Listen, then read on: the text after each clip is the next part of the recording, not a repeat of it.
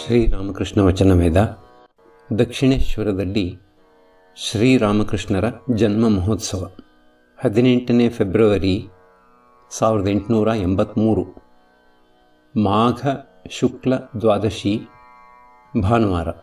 ಶ್ರೀರಾಮಕೃಷ್ಣ ಪರಮಹಂಸರು ಕಲ್ಕತ್ತದ ಹತ್ತಿರದಲ್ಲಿರುವ ಬೇಲಘರದ ಗೋವಿಂದ ಮುಖ್ಯೋಪಾಧ್ಯಾಯನ ಮನೆಗೆ ಬಂದಿದ್ದಾರೆ. ನರೇಂದ್ರ, ರಾಮ ಇವರೇ ಮೊದಲಾದ ಭಕ್ತರೂ ಅಲ್ಲದೆ ಗೋವಿಂದನ ನೆರೆಹೊರೆಯವರೂ ಬಂದು ಸೇರಿದ್ದಾರೆ. ಇಲ್ಲಿಗೆ ಬಂದ ಸ್ವಲ್ಪ ಹೊತ್ತಿನ ಮೇಲೆ ಪರಮಹಂಸರು ನರೇಂದ್ರನೇ ಮೊದಲಾದವರೊಡನೆ ಹಾಡುತ್ತಾ ನರ್ತನ ಮಾಡಿದರು. ಕೀರ್ತನೆ ಮುಗಿದ ನಂತರ ಎಲ್ಲರೂ ಕುಳಿತುಕೊಂಡಿದ್ದಾರೆ. ಈಗ ಅನೇಕರು ಒಬ್ಬೊಬ್ಬರಾಗಿ ಎದ್ದು ಬಂದು ಪರಮಹಂಸರಿಗೆ ಪ್ರಣಾಮ ಮಾಡುತ್ತಿದ್ದಾರೆ.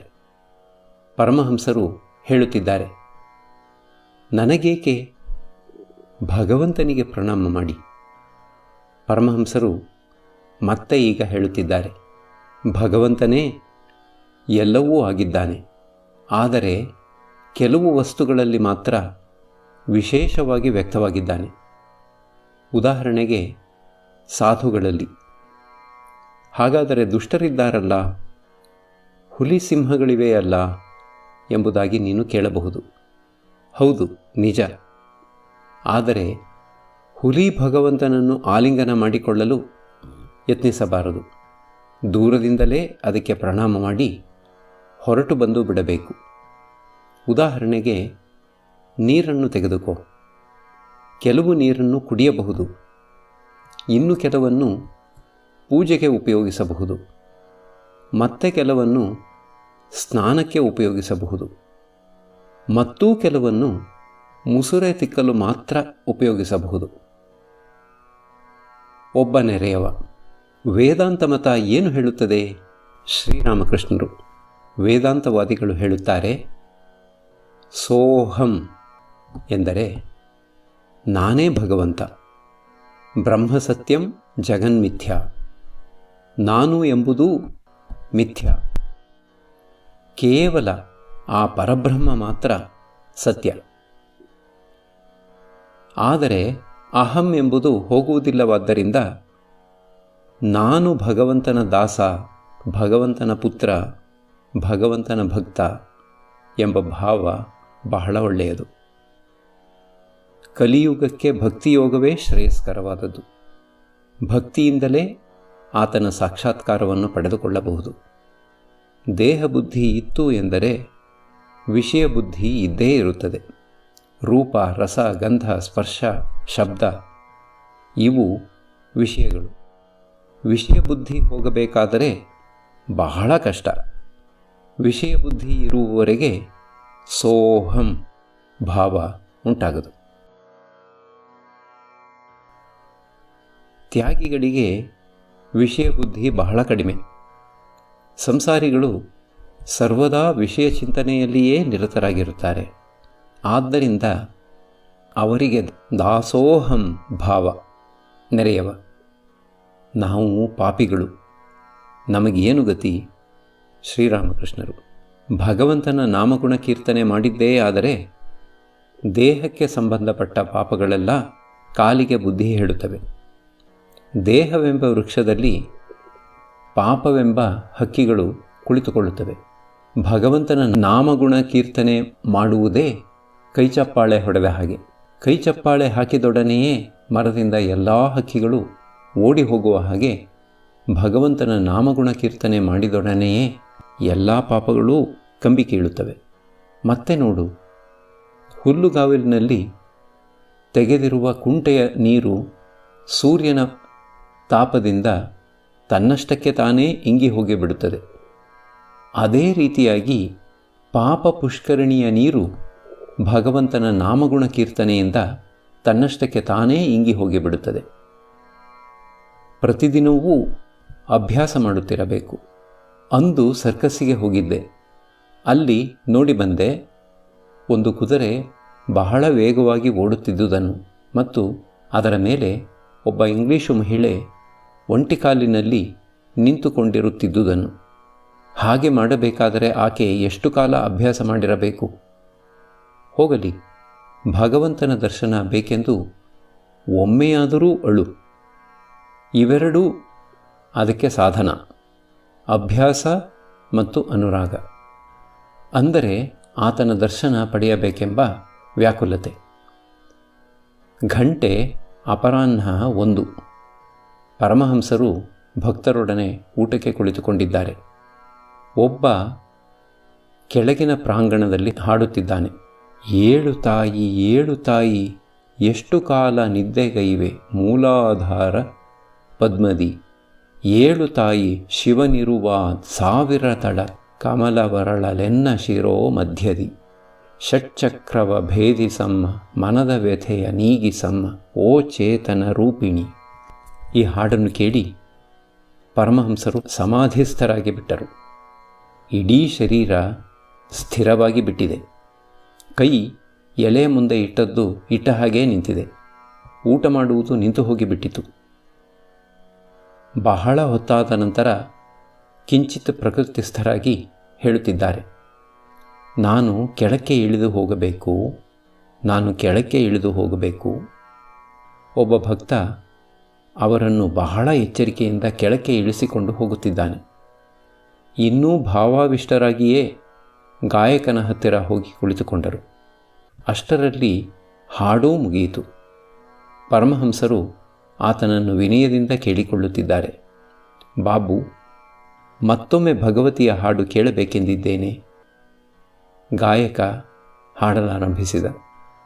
ಏಳು ತಾಯಿ ಏಳು ತಾಯಿ, ಎಷ್ಟು ಕಾಲ ನಿದ್ದೆಗೈವೆ ಮೂಲಾಧಾರ ಪದ್ಮದಿ. ಹಾಡನ್ನು ಕೇಳುತ್ತಾ ಕೇಳುತ್ತಲೇ ಪರಮಹಂಸರು ಮತ್ತೆ ಸಮಾಧಿಸ್ಥರಾಗಿ ಬಿಟ್ಟರು. 25 ಫೆಬ್ರವರಿ 1883 ಭಾನುವಾರ. ಮಧ್ಯಾಹ್ನದ ಊಟವಾದ ಮೇಲೆ ಪರಮಹಂಸರು ಭಕ್ತರೊಡನೆ ಮಾತುಕತೆ ಆಡುತ್ತಿದ್ದಾರೆ.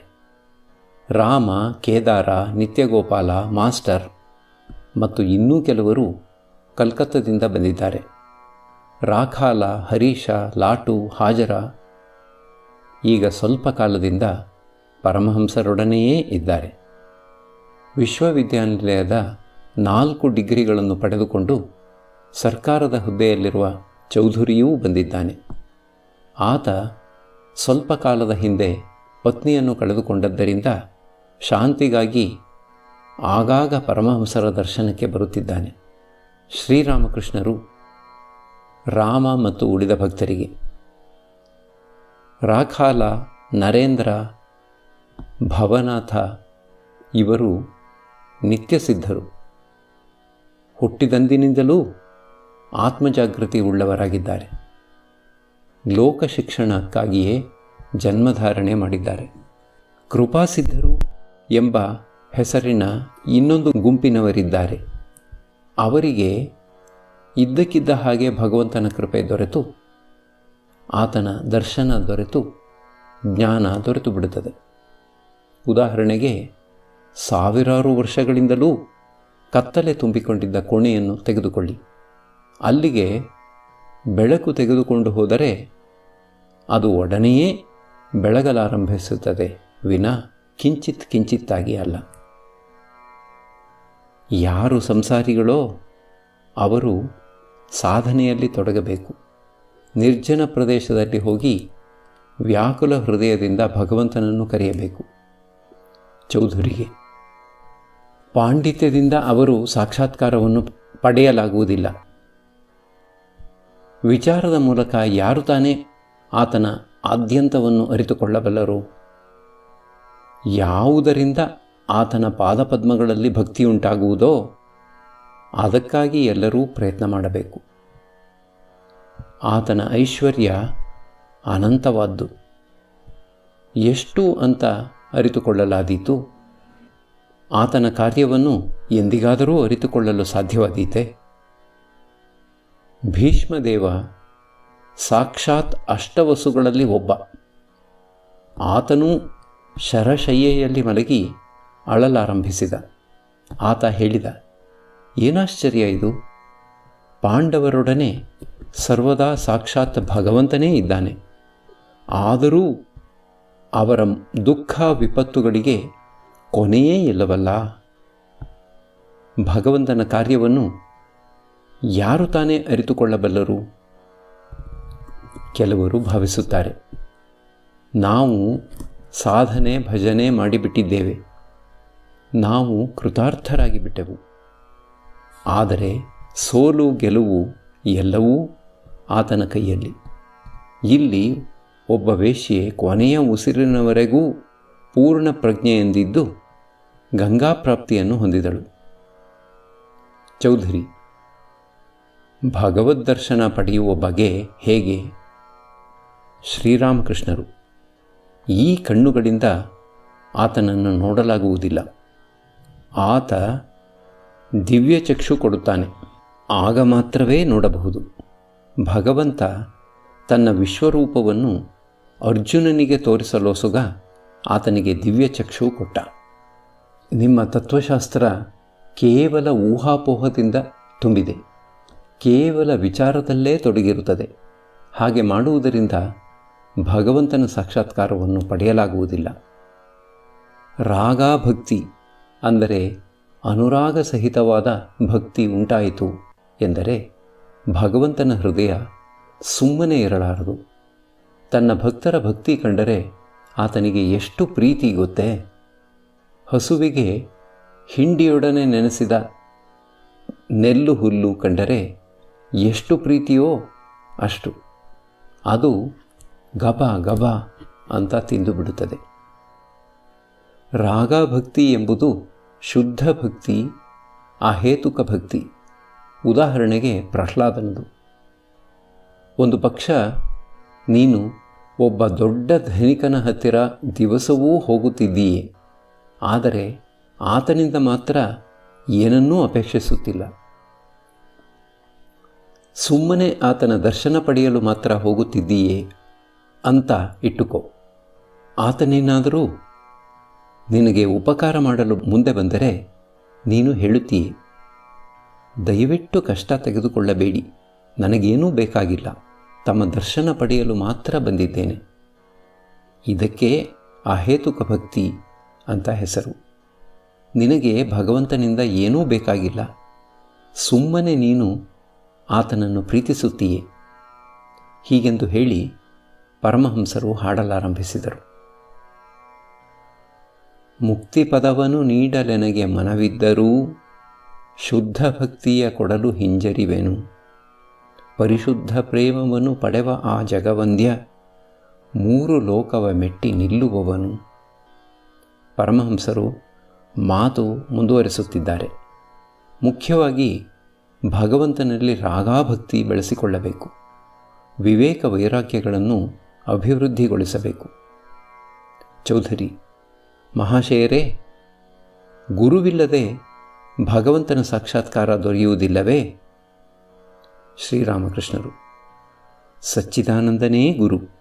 ಶವ ಸಾಧನೆ ಮಾಡಿ ಇನ್ನೇನು ಇಷ್ಟ ದರ್ಶನವಾಗುತ್ತದೆ ಅನ್ನುವಾಗ ಗುರು ಕಾಣಿಸಿಕೊಂಡು ಸಾಧಕನಿಗೆ ಹೇಳುತ್ತಾನೆ, ನೋಡಲ್ಲಿ, ನಿನ್ನ ಇಷ್ಟದೇವರನ್ನು ನೋಡಲ್ಲಿ.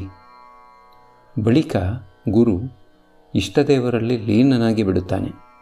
ಯಾರು ಗುರುವೋ ಆತನೇ ಇಷ್ಟದೇವ. ಗುರು ಭಗವಂತನಿಗೆ ಕೊಂಡೊಯ್ಯುವ ದಾರ. ಹೆಂಗಸರು ಅನಂತನ ವ್ರತ ಆಚರಿಸುತ್ತಾರೆ, ಆದರೆ ಅವರು ಪೂಜೆ ಮಾಡುವುದು ವಿಷ್ಣುವನ್ನು. ಆತನ ಮೂಲಕವೇ ಭಗವಂತನ ಅನಂತತೆಯನ್ನು ಪೂಜೆ ಮಾಡುತ್ತಾರೆ. ರಾಮ ಮತ್ತು ಉಳಿದ ಭಕ್ತರಿಗೆ ಯಾವ ಮೂರ್ತಿಯ ಮೇಲೆ ಧ್ಯಾನ ಮಾಡಬೇಕು ಎಂಬುದಾಗಿ ನೀವು ಕೇಳುವುದಾದರೆ ನನ್ನ ಉತ್ತರ, ಯಾವ ಮೂರ್ತಿ ನಿಮಗೆ ಹಿಡಿಸುತ್ತದೋ ಅದರ ಮೇಲೆ. ಆದರೆ ಎಲ್ಲ ಮೂರ್ತಿಗಳೂ ಒಂದೇ ಭಗವಂತನ ವಿವಿಧ ರೂಪ ಎಂಬುದನ್ನು ಮಾತ್ರ ಚೆನ್ನಾಗಿ ಮನಸ್ಸಿಗೆ ಒತ್ತಿ ತಿಳಿಸಿ. ಯಾರ ಮೇಲೂ ದ್ವೇಷ ಇಟ್ಟುಕೊಂಡಿರಕೂಡದು. ಶಿವ, ಕಾಳಿ, ಹರಿ ಎಲ್ಲರೂ ಒಂದೇ ಭಗವಂತನ ಭಿನ್ನ ಭಿನ್ನ ರೂಪ ಮಾತ್ರ. ಇದನ್ನು ಯಾರು ಅರಿತುಕೊಂಡಿದ್ದಾರೋ ಆತನೇ ಧನ್ಯ. ಹೊರಗೆ ಶೈವ ಒಳಗೆ ಶಾಕ್ತ ಮುಖದಿ ಹರಿಯ ನುತಿಪರು.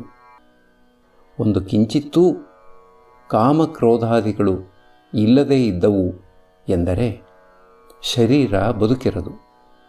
ಆದ್ದರಿಂದ ಅವು ಕೇವಲ ಕನಿಷ್ಠ ಪ್ರಮಾಣದಲ್ಲಿರುವಂತೆ ನೋಡಿಕೊಳ್ಳಬೇಕು. ಕೇದಾರನ ಕಡೆ ನೋಡಿ ಪರಮಹಂಸರು ಹೇಳುತ್ತಿದ್ದಾರೆ, ಈತ ಸರಿ, ನಿತ್ಯವನ್ನೂ ಒಪ್ಪುತ್ತಾನೆ, ಲೀಲೆಯನ್ನೂ ಒಪ್ಪುತ್ತಾನೆ. ಈತ ಬ್ರಹ್ಮನನ್ನು ಒಪ್ಪಿಕೊಳ್ಳುವುದೇ ಅಲ್ಲದೆ ದೇವಲೀಲೆ ಮಾನುಷ ಲೀಲೆಗಳನ್ನೂ ಕೂಡ. ಕೇದಾರನ ದೃಷ್ಟಿಯಿಂದ ಪರಮಹಂಸರು ಅಂಥ ಒಂದು ಅವತಾರ. ನಿತ್ಯಗೋಪಾಲನ ಕಡೆ ದೃಷ್ಟಿ ಹಾಕಿ ಪರಮಹಂಸರು ಹೇಳುತ್ತಿದ್ದಾರೆ, ಈತ ಬಹಳ ಉನ್ನತ ಅವಸ್ಥೆಯಲ್ಲಿದ್ದಾನೆ. ನಿತ್ಯಗೋಪಾಲನಿಗೆ, ನೀನು ಅಲ್ಲಿಗೆ ಬಹಳವಾಗಿ ಹೋಗಬೇಡ, ಬೇಕಾದರೆ ಅಪರೂಪಕ್ಕೆ ಒಮ್ಮೆ ಹೋಗು.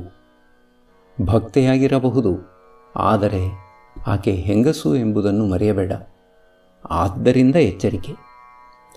ಸನ್ಯಾಸಿಗಳಿಗೆ ಬಹಳ ಕಠಿಣ ನಿಯಮ. ಹೆಂಗಸರ ಚಿತ್ರಪಟ ಕೂಡ ನೋಡಕೂಡದು. ಆದರೆ ಇದು ಸಂಸಾರಿಗಳಿಗಲ್ಲ. ಹೆಂಗಸರು ಒಳ್ಳೆ ದೊಡ್ಡ ಭಕ್ತೆಯಾಗಿದ್ದರೂ ಸಾಧಕ ಆಕೆಯೊಡನೆ ಬೆರೆಯಕೂಡದು.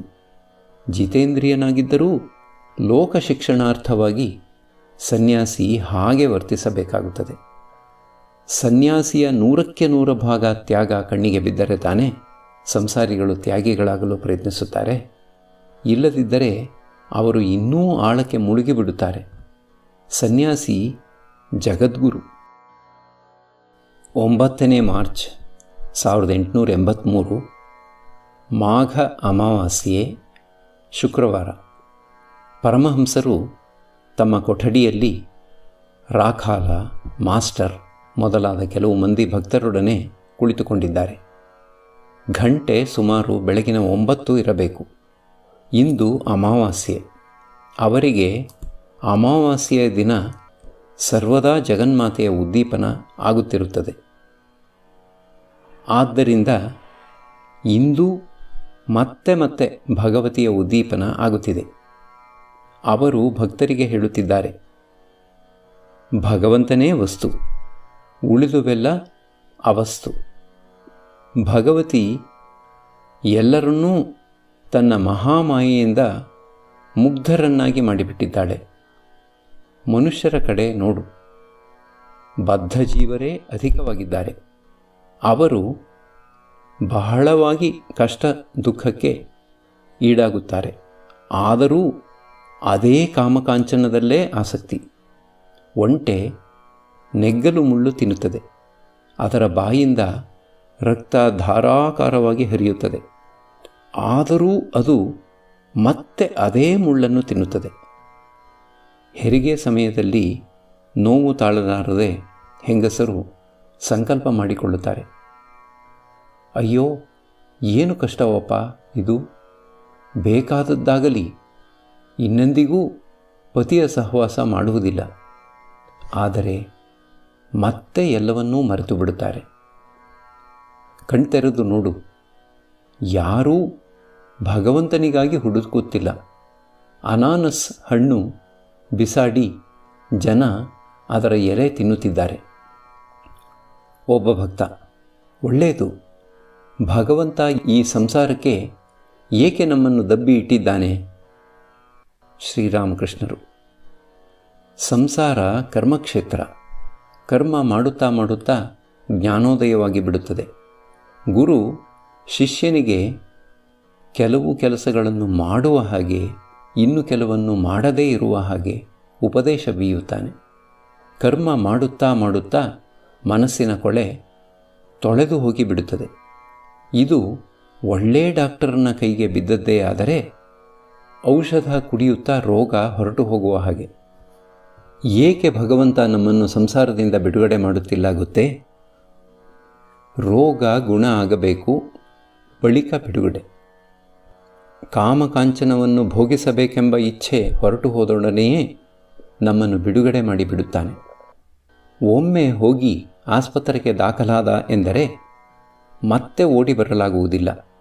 ರೋಗದ ಕೊಸರು ಸ್ವಲ್ಪ ಇದ್ದರೂ ಡಾಕ್ಟರು ಬಿಟ್ಟುಕೊಡುವುದಿಲ್ಲ.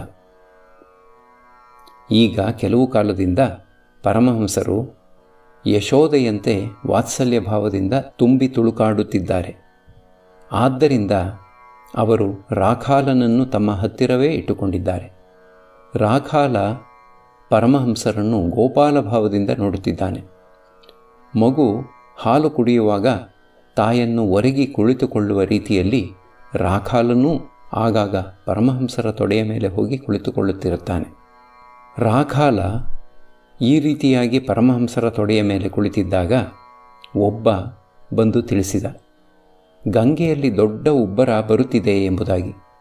ಪರಮಹಂಸರು, ರಾಖಾಲ, ಮಾಸ್ಟರು ಎಲ್ಲರೂ ಅದನ್ನು ನೋಡಲು ಪಂಚವಟಿಯ ಕಡೆಗೆ ಸುಮ್ಮನೆ ಓಡಲಾರಂಭಿಸಿದರು.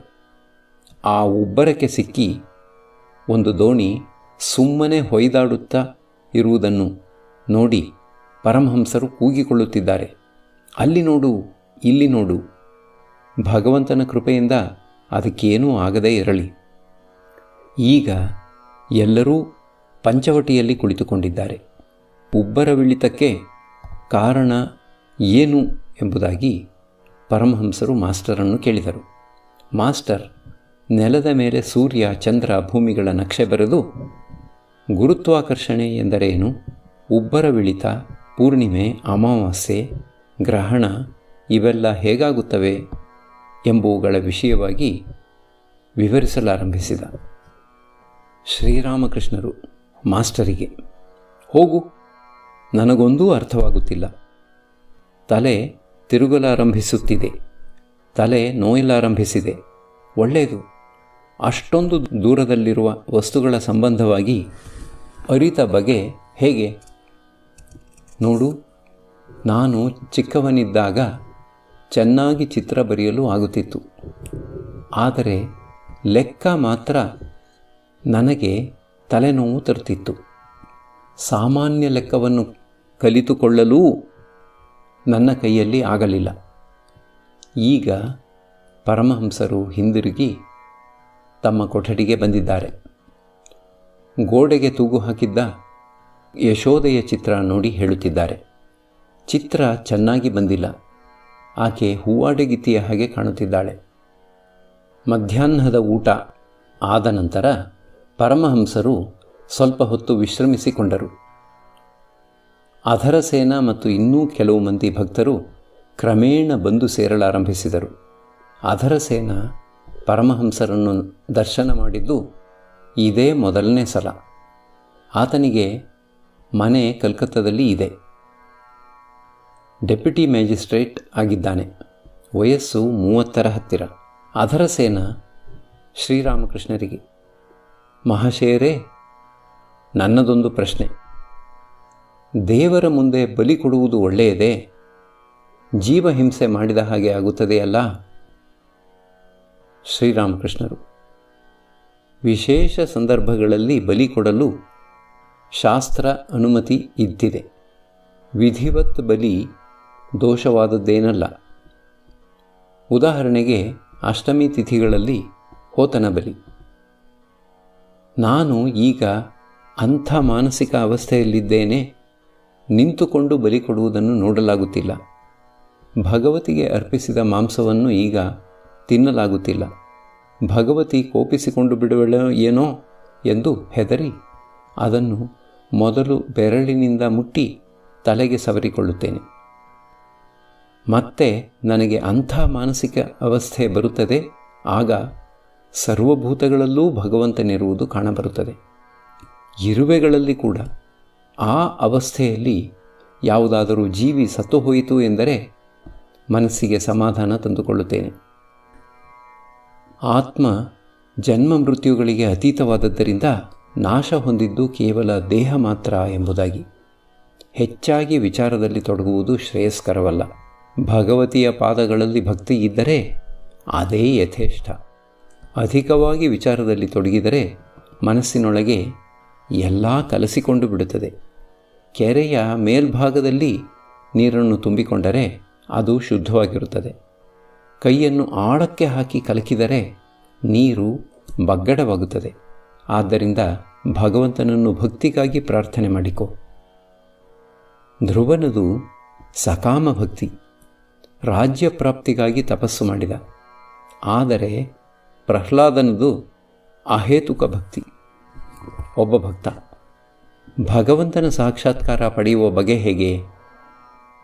ಶ್ರೀರಾಮಕೃಷ್ಣರು ಆ ವಿಧದ ಭಕ್ತಿಯ ಮೂಲಕ.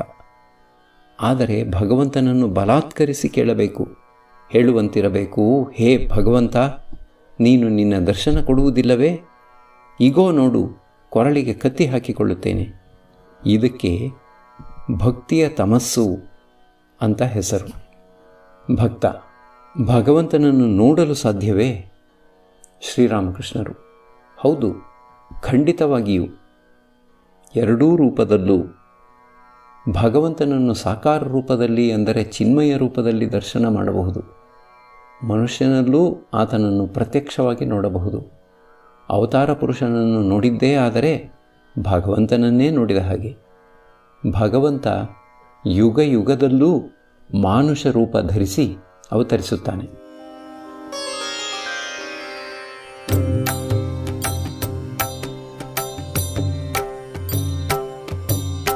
ಶ್ರೀರಾಮ ಕೃಷ್ಣ ಮಂಗಲಕಾರಿ, ಶ್ರೀರಾಮ ಕೃಷ್ಣ ಮಂಗಲಕಾರಿ, ಶ್ರೀರಾಮ ಕೃಷ್ಣ ಮಂಗಲಕಾರಿ, ಶ್ರೀರಾಮ ಕೃಷ್ಣ ಮಂಗಲಕಾರಿ. ನಮೋ ನಾರಾಯಣ ಭವದುಃಖಹಾರಿ, ನಮೋ ನಾರಾಯಣ ಭವದುಃಖಹಾರಿ, ನಮೋ ನಾರಾಯಣ ಭವದುಃಖಹಾರಿ.